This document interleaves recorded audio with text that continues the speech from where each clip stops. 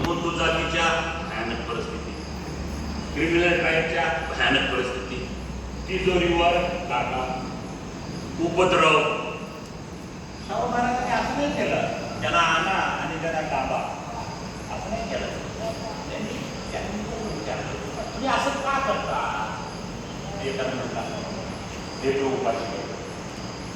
त्यानं काय केले? जेवढी क्रिमिनल ट्रायल होती त्याला ती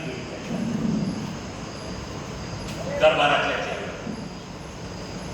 आणि separate compulsory education, compulsory settlement. आज अन्नधान्य घ्यायचं, उद्या तळ्यावर जाऊन काम करायचं.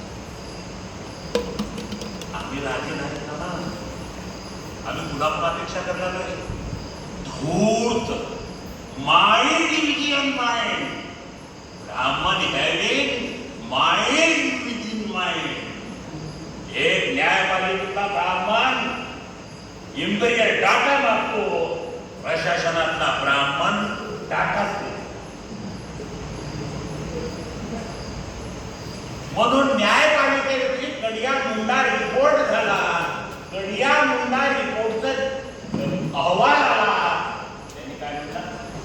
ब्राह्मण न्यायपालिका ब्राह्मण दृष्टित हो चुकी है. एक जज होते माझे मित्र, ते म्हणतात सर ते बऱ्याच वेळेस मला खंत वाटते, ते खाजगी बोलतो म्हणतात तुम्हाला की कधी कधी खरं राहिलं तरी तुम्ही रिझल्ट चुकीचे मिळतात म्हणतात. तर त्यांनी काय म्हणतात एक फ्रेम अशी आहे म्हणतात हे डॉक्युमेंट जे ठेवले का नाही त्याला धरून बघा.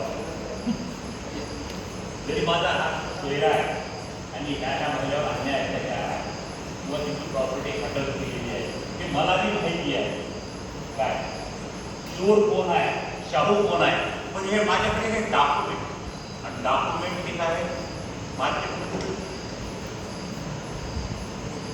वर्तमान परिस्थिती वेळ कमी असल्यामुळे तुम्हाला सांगतोय, वर्तमान परिस्थितीमध्ये या लोकांना देशातील, तुम्ही मगाशी जे म्हटलात तुम्ही अकॅडमिक जे बहस करताय, अकॅडमिक लाईन मधून थिंकिंग करू नका, आमच्या महापुरुषाच्या लाईन मध्ये थिंकिंग करा.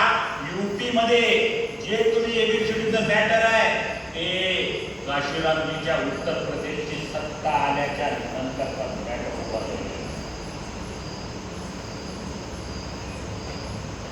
ओबीसीला प्रीमियर लावण्याचा मधुलिनी यांनी टाकलेला त्याच्यामध्ये खडा आहे.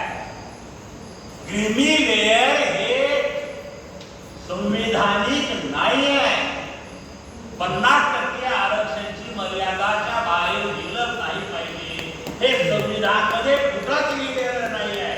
मग जर 50% आरक्षण जर द्यायला लिमिट असेल तर ईडब्ल्यूचं 10% काय करायचं?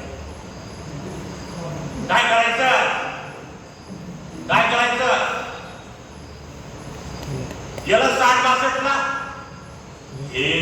हे लोक गोंधळ माजवतात.